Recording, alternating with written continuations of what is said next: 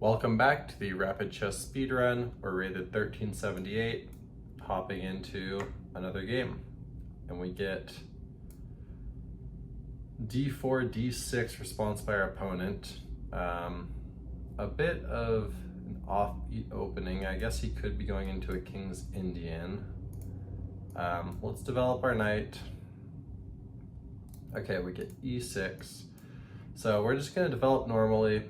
Nothing particularly wrong with our opponent's play so far, but it's just pretty passive. So we're going to take more central control. Our opponent is going to be looking to put pressure on this pawn on e3, so let's preemptively defend that and castle.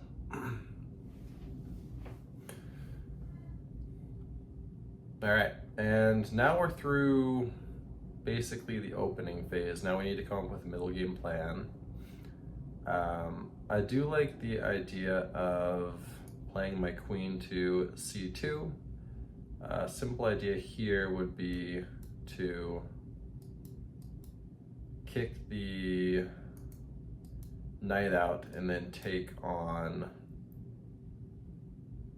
h7. The problem with that though is if I play e5, he can take my knight right away, which I don't even hate damaging these pawns and opening up the g file because our opponent is pretty passive, so I'm still going to consider that move. But if he does that, then he has take, take, take, and he's winning a pawn. So I might start by getting my bishop out and preparing that move.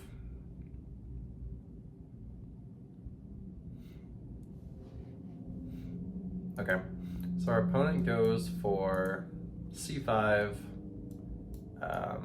In this case, I do think it's going to be better to push, and he'll likely go for e5 in that position, and then we'll move our bishop. But that will lock down the center, and that will make his bishop here on b7 pretty useless.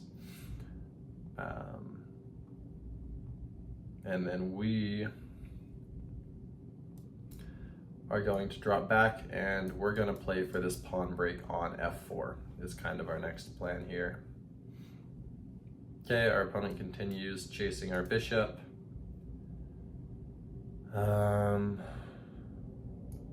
I do think I want to drop back. Don't want to give up the bishop for the knight here. So let's go for that.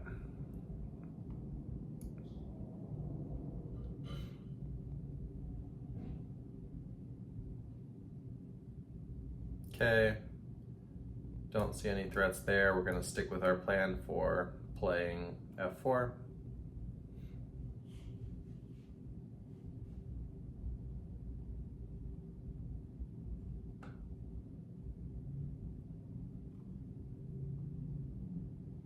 Okay, he continues to bring the knights in.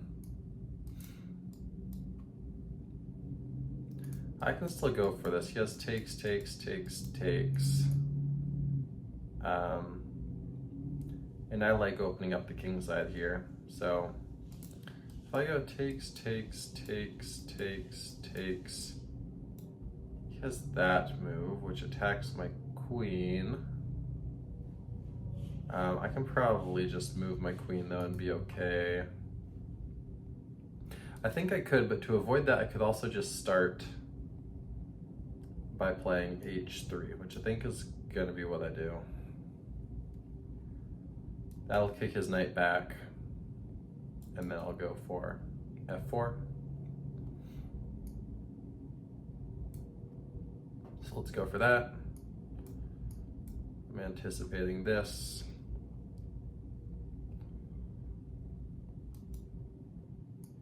Okay, and that does play out on the board.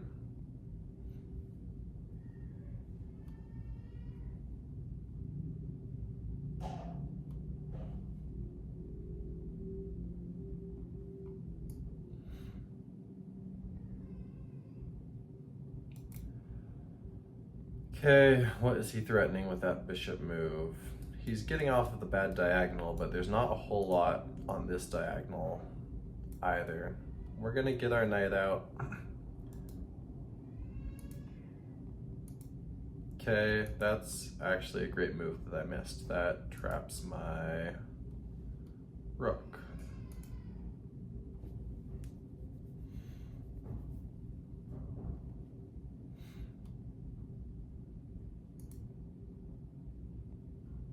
So good find by our opponent there. Definitely a mistake on my part. So now it's a question of how I want to give up the rook.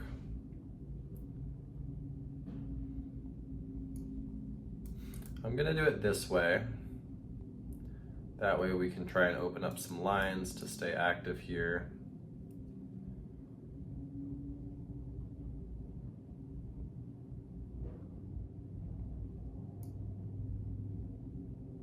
Okay, bring our rook over.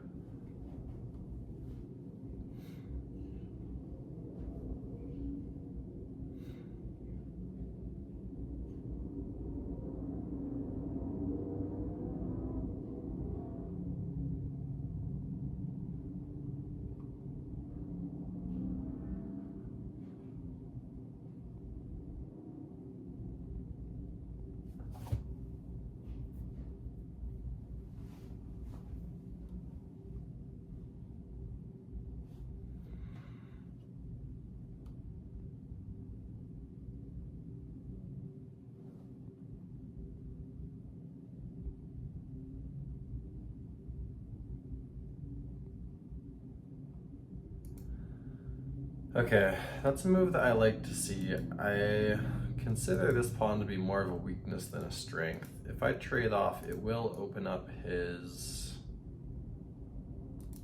Actually, no, it won't. So I can take. Can I take? If I take, he takes, I take. King over. There.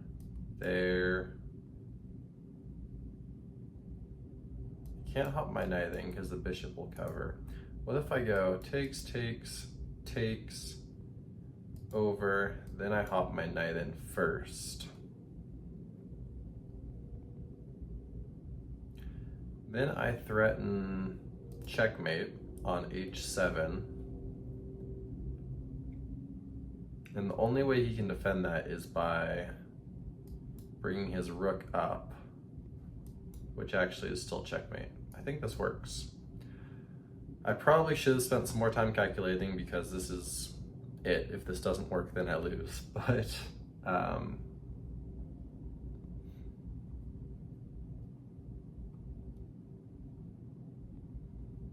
if it does work, then I win. Or at the very least, there's probably a repetition here. Okay, our opponent does not take back, so we just win the pawn there. That's a great sign though.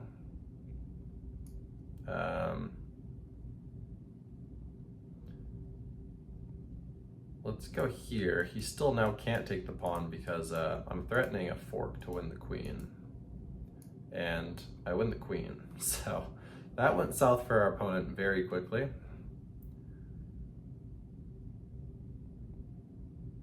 Just gonna look for a brief second. Can't imagine there's anything better than taking the queen. And there's not, and I actually win a bishop on top of that. So very quick turnaround and just kind of devastating for our opponent there, how quickly that turned south. Threatening a move like bishop h7 is now protected by the rook and the queen.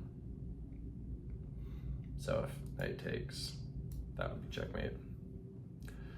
All right, and our opponent, he resigned shortly thereafter. Looks like we got awarded with a brilliant move, so let's go ahead and check that out. Likely the bishop sacrifice on g6. So it says we played around 78% accuracy. That's pretty good considering we did have one blunder, and then our opponent at 62%. Oh, it gave me back-to-back brilliant moves. It's because I left the bishop to die again. So this is all normal, and this was just developing naturally.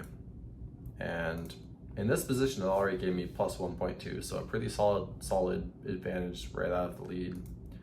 Okay, here, that's fine. It preferred queen over to e4, maybe looking to trade off the light squared bishop in the future. Okay. This is a miss. It said I overlooked a way to tactically win a bishop. So take a minute, try and find what I missed here before I click on best. Let's see if we can figure it out. So in this position, how on earth would I win a bishop? Is it that move? Yeah, so it does like that move, which I was considering playing. Let's play this out, because I would have gone like this if I were my opponent. Okay, but then I just take e takes, and he has to take back, otherwise he's risking losing the bishop. So that's what I missed. Yeah, so there, if I were to push and he takes, I don't have to take back right away. I should have gone for that, so. But otherwise, yeah, I go there. Let's just say this plays out, he moves the knight, then I would be able to take there, and this looks really bad for him. He probably has to trade, and we just are gonna get a massive attack along the h-file. So let's go back to review. Okay, that was best. Dropping back was good. That was best move. It wanted me to go for h3 immediately here. I wait and play it next move. And then this was a blunder. It says this ends up losing a pawn. It wanted me just to bring the knight back, get ready for it to go. Let's play out this line. What is the sequence that loses a pawn? So knight takes, I was planning on bishop takes, e takes, rook takes, g6. I am not seeing how I lose a pawn. Maybe the computer hallucinated, but it's equal material here. So, yeah. Anyways, still close to even, and then, yeah, that was a mistake. Our opponent played the critical move, knight to h5, and he now has a pretty good advantage. What would have been the best way to sacrifice the bishop? Okay, it liked doing that to open up the h-file. That's interesting, because that does double the pawns, but I guess not a big deal in this situation. Okay. Wanted to bring my rook over to the f-file. And then, yeah, that was so. g6, pretty serious mistake by our opponent. I'm sure he was thinking I get to just open up the rook, but then the brilliant sacrifice, sacrificing my bishop on g6. When you don't have a whole lot supporting the king, you definitely want to look at sacrifices like this. That's an even bigger mistake. And then another brilliant move, leaving the bishop to die. Point being, I'm threatening a royal fork.